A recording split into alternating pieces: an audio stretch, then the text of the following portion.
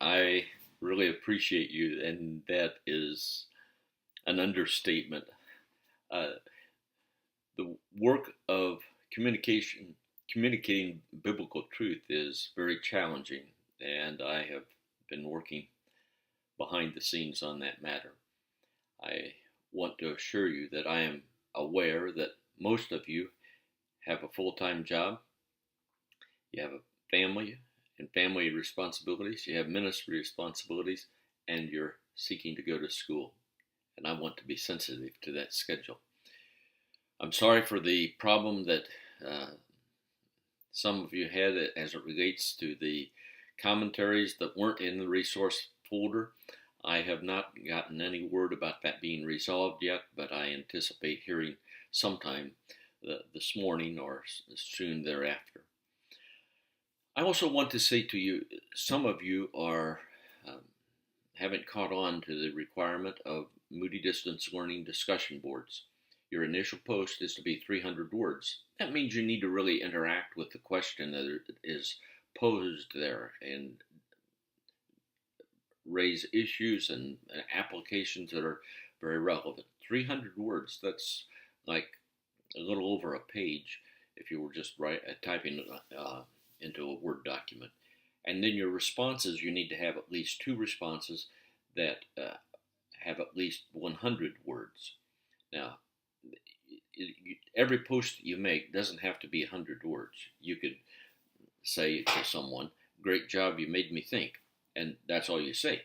You just need to be sure that you have two that have at least 100 words each.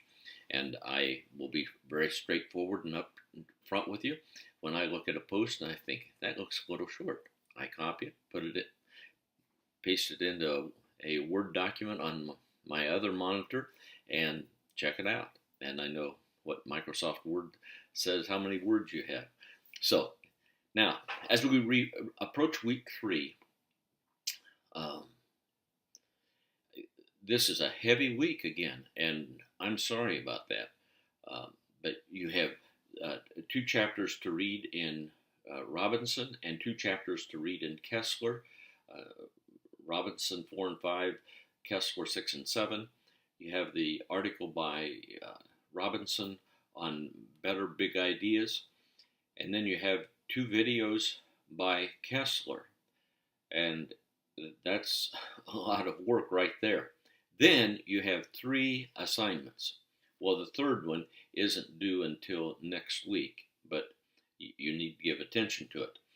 So the first assignment is very interesting, but be careful you don't spend too much time on it. Identify the audience needs. It says write 3 paragraphs about the original audience and 3 paragraphs about your current audience. I'm going to ask that you do 1 or 2 paragraphs just to give a little uh, lessening of the workload for this week.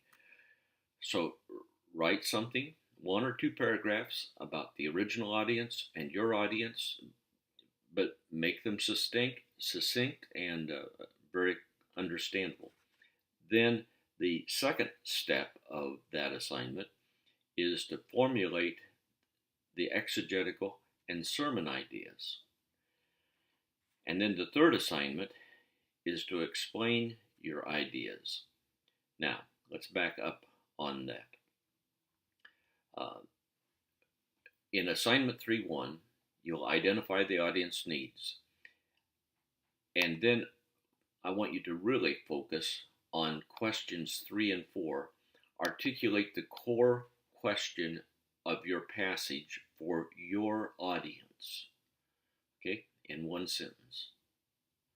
Now, don't be like the Apostle Paul and put 137 words or whatever it was there in Ephesians chapter 1 into one sentence. Be reasonable, okay? And number 4 is to, in one sentence, what is the biblical text answer to your question about your audience needs? Now, assignment 3.2. So that's assignment 3.1. Assignment 3.2 is a 4-step method. And candidly, I read it and I missed step number 1. And that's what's the author's original big idea. Now, you'll say it one way, I may say it a different way, but we both ought to be in the ballpark on what that big idea is. And the second one is the exegetical idea. And then the third one is the subject and complement for your sermon. Now, we did the exercise in Robinson last week. Kind of a fun exercise to see how close you got to what he proposed the answer was. But you learn from that. And then fourth, to choose a developmental question to shape your outline and explain why. So that's another big project. So you have a big project for 3-1, a big project for 3-2, and other responsibilities as well. You have the discussion groups and an evaluation about that. I don't have the discussion groups set up in Blackboard as of yet this morning, but I will before this day is over, before the class actually officially begins. The discussion board has 4 questions. I want you to focus on 1 and 4. And that first question, I have that. The first question is, what is necessary in order for a sermon's big idea to be legitimate? And the fourth question is, what did you find most challenging about formulating the idea of your sermon? 2 great things to interact on this week. So, a big week, and be sure you read the details of those assignments in your material. There are good handouts that you can print up. I kind of need to get it where I can see it in one piece, and then I can get my head around the whole thing. In your group discussion interactions, you have the directions. They're pretty clearly laid out. God bless you in this week. I tell you again, I'm concerned about the workload and have asked the powers that be to take that into some consideration.